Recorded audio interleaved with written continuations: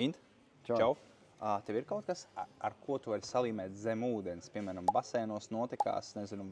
Jā, ir.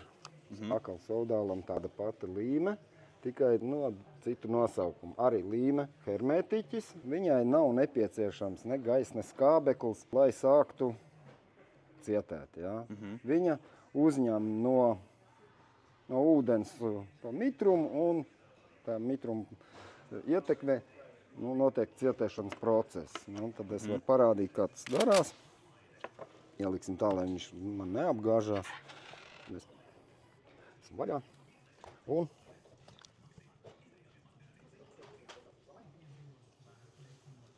pie viņas var pielīmēt jau zem ūdens kaut ko. Ja? Mazīti.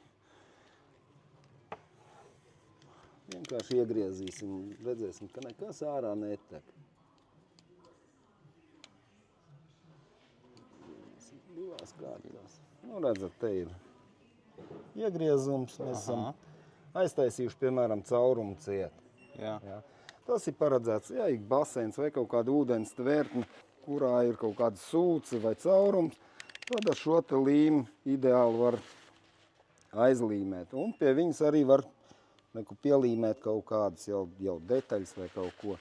Momentāli nesacietēs, jo viņš ir zem ūdens. Tur paies jau krietni ilgāks laiks jau kā parastām līmēm. Cena tajā līmē?